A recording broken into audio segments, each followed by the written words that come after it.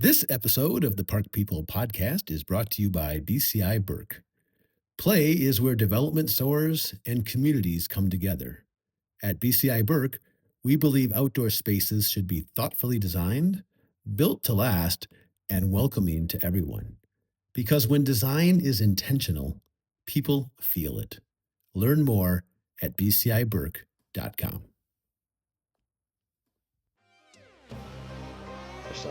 All right, here we go. Hey, everybody. Welcome back to the Park People podcast. My name is Rodney Auth. I'm the publisher of PRB Plus magazine, and I am here today with Brianne Sanchez. She is a full-time freelance writer, a mom, and an outdoor enthusiast. She's based in Des Moines, Iowa, and she has an article that she's written for us in the June issue of PRB Plus, which is on a great topic: safer routes to recreation destinations. Techniques and tactics for syncing transportation initiatives and park planning and improving access for pedestrians and cyclists. So, Brianne, welcome to Park People. You made it. How's your week so far? Thank you. It's great. Actually, I just came from a meeting of our city's Transportation Safety Advisory Council. Okay. I serve on the TSC here in Des Moines, Iowa, and really my involvement in transportation safety as a volunteer is what helped to inspire this story. So auspicious timing to be joining the podcast and talking about this June feature. Nice. Well, so speaking of that, why don't we start with just like a 30,000 foot view? I think, syncing transportation, initiatives and park planning, we can understand that a little bit just by the words, right? How it improves access for pedestrians. Yeah. What does that look like from a 30,000 foot view? And then we'll dive down. I know we've got a couple of examples, right? West Scranton, PA, and Boulder, Colorado that we'll talk about. But why don't we just start with, in general, what is it? Best practice. Sure. Yeah. Well, I think we see and read every month in PRB Plus all of these fantastic project stories, right? And examples of how communities are encouraging people to recreate and get together in meaningful ways. And so sometimes you will see that project teams are really focused on the scope that extends to the perimeters of a park. And oftentimes it's a whole different department that is figuring out how people get there or are responsible for, the transportation that happens to get people access to parks. And oftentimes, probably, Rodney, that parks are places where people are walking, they're rollerblading, they're biking, they've got strollers. They are a destination for people who often aren't in a car. And unfortunately, in the United States, our transportation design is really oriented towards cars and car traffic. And so I became aware of an organization called Safe Routes Partnership, because I participated, again, as a volunteer in a walkability audit in my community. An organization called America Walks and AARP teamed up and took us all around to figure out, are our sidewalks and roadways connecting people with the amenities that make quality of life in a community? And we got to go out there with clipboards and look at the gaps and say, I can see the park, but in order to get there, especially if I'm in a wheelchair or I'm on a bike, I'm going to have to make some maybe sketchy decisions. And so that really led me to think about, how this topic could benefit, your readers and your listeners. And so that's where I started to dig in. And these two projects, West Scranton and Boulder, Colorado, are two of kind of the signature case studies that Safe Routes Partnership has kind of put out there to help communities, community planners, all sorts of organizations understand what's possible when you get these different groups talk to each other and work Yeah. together, and make sort of quality of life become really seamless, instead of kind of like a video game, right? Where you're Yeah. like Right. trying Frogger or something, right? Well, Isn't that like the classic? let's dig into West Scranton. So, what challenges, and did they overcome, right? Like, so, like you've already said, like when you did the walkability study in your town, and I've done this, not a official study, but like towns that I've lived in, right? Like there are places that you would like to be able to ride your bike to, but I loved your description. You have to make some sketchy decisions, right? Like, yeah. So, I'm assuming Scranton, when they did this, or it's Yeah, technically West Scranton, yeah. had some gaps, They as you call them. They do. And they had really a vibrant business district, that, had a lot of local shops. They had some high injury crashes though. And so sometimes some of this data, some of it can be statewide data, city data around pedestrian fatalities, there's like something called a high injury network in a lot of places. And Okay. so those are kind of like hot spots Mhm. for when pedestrians and vehicle traffic can find conflict points, right? Right. And so in West Scranton, there was a nonprofit organization called NeighborWorks. And NeighborWorks are actually nationally all over the country. But their local NeighborWorks was sort of reimagining the neighborhood around this high injury network. And let me find the actual name of the street that we're talking about. There's a specific Okay. roadway that they were looking at. And they really wanted to, address some of these high risk problems. And then help people get access to parks, because there were like 5 parks along this Okay. roadway. So was it a real busy road? Is that what it was? Like it was like a Yeah. highway, or a Not high a speed limit road, highway, maybe? not a highway, but I think in many of our communities, we have these like business districts, right, that are kind of a Yeah. main thoroughfare. I think it was actually like Main Avenue. Yeah. And so, the traffic is going Steady one and way, and then the people are trying to access parks across the street. And one okay. of the really neat things that they did when they were trying to do community engagement around this Safe Walks initiative was they actually did a lot of their work on Halloween, because that's the businesses already were hosting pedestrians, and it feels very natural for Right. people to be moving on foot around. And Right. so they actually kind of capitalized on that event to survey people kind of organically and set up tents in the park, where they could, like almost trick or treat and get some feedback from the community. So I thought that was kind of a neat thing. So what solutions did they come up with to get pedestrians across those busy streets without like slowing traffic or making it more dangerous for Yeah, I mean, this seems so basic, but crosswalks, like, like the striped crosswalks Yeah. that sometimes they're not in communities where they should be. And so Yeah. they were actually doing these pop-up temporary crosswalks, almost like a carpet. Wow. And rolling the crosswalk out and then asking people feel, and it creates this level of safety that's, just kind of the cost of paint. So Right. it wasn't necessarily redesigning a roadway, although there are a lot of different interventions that cities can go through. But sometimes I think these small steps can be a catalyst for things that are a lot larger. Right. And they actually they received 1.2 million to improve Main Avenue and upgrade 78 crosswalks and 27 intersections. So some of this proof of concept can turn into some real infrastructure change and investment. Right. So how does that compare to what happened in Boulder? Did Boulder take a different approach, different interventions, or was it more of the same? Again, Boulder's story is kind of still unfolding. Scranton is an example of sort of this like existing, like more like the data the data led the interventions in Scranton kind of early on, like we have a problem, right?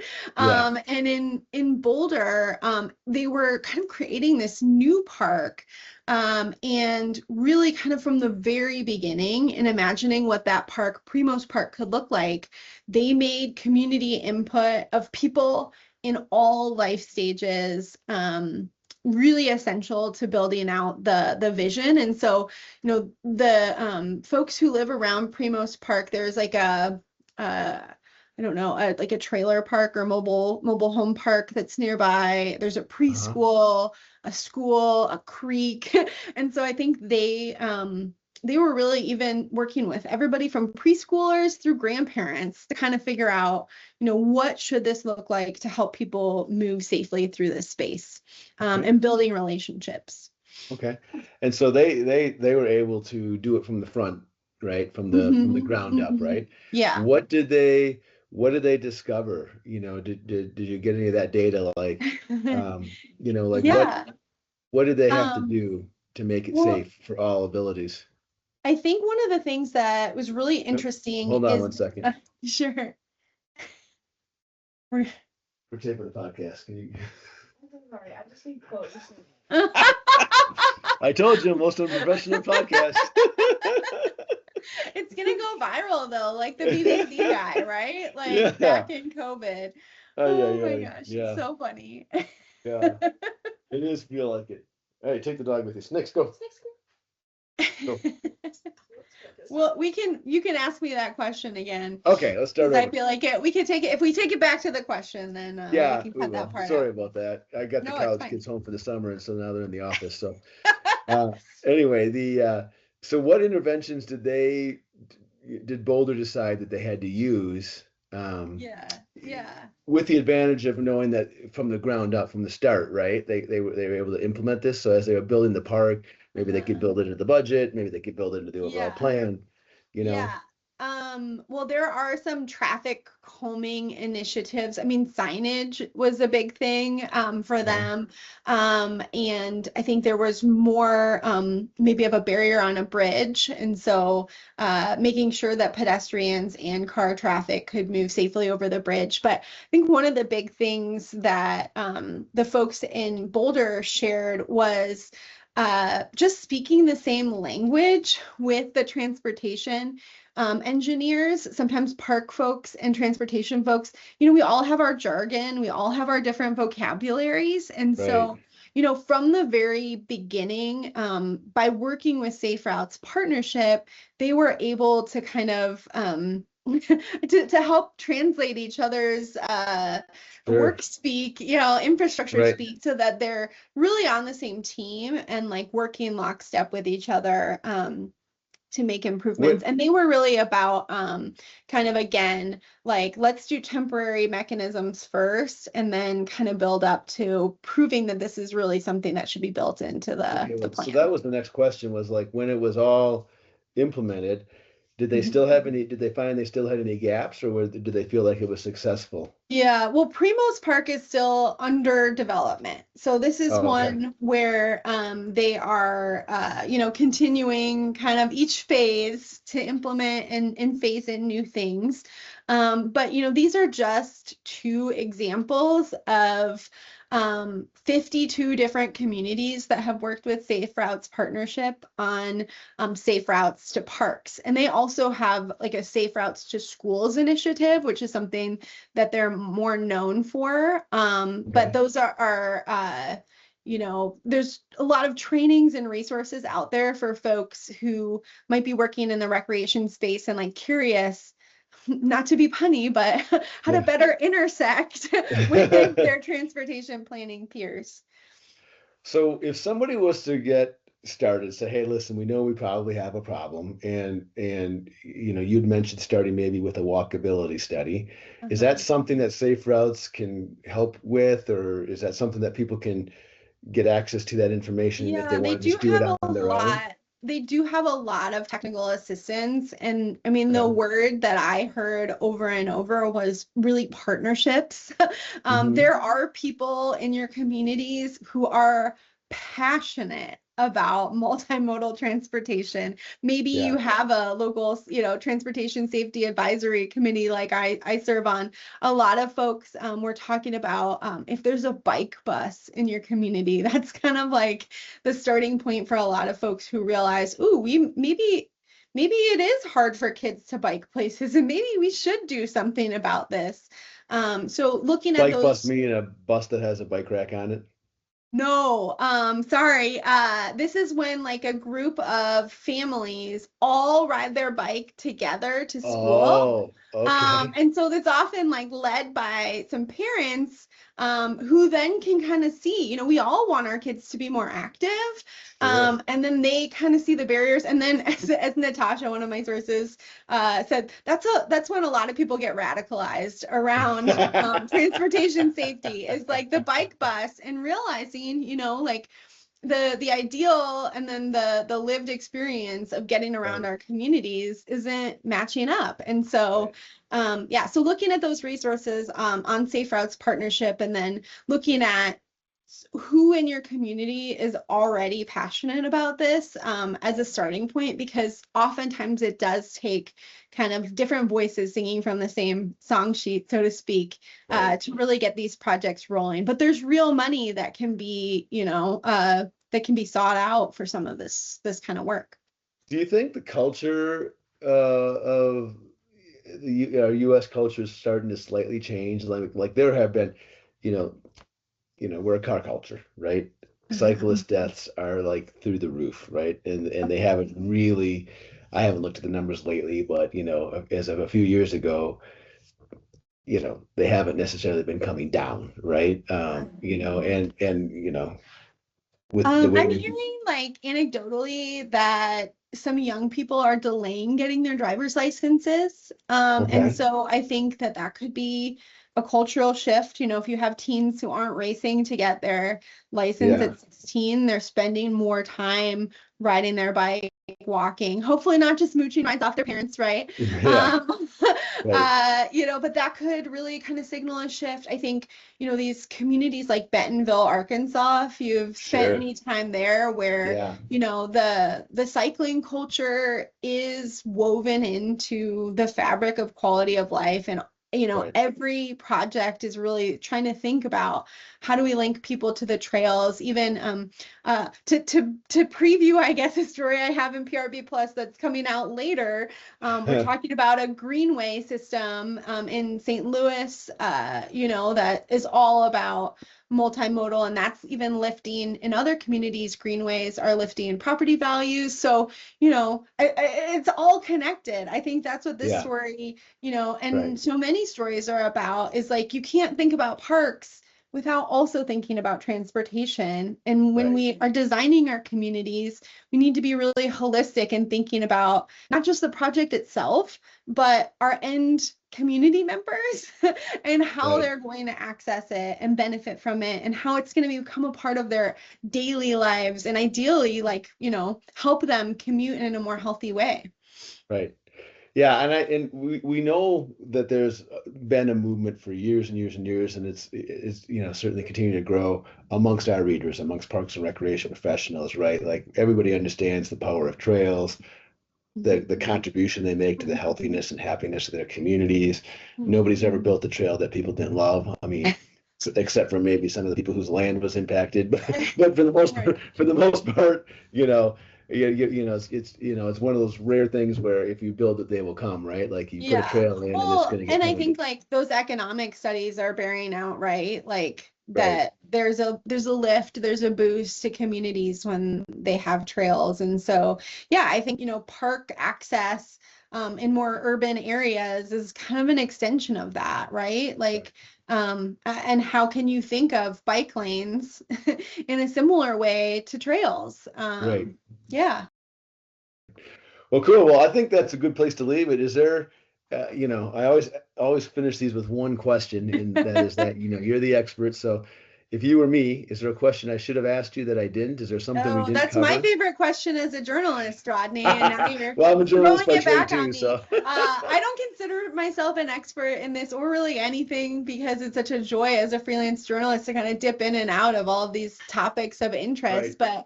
But again, I would just say really sinking in with your community and who are those advocates, finding the advocates, engaging them in the process kind of from the very beginning Yeah. can really be transformative.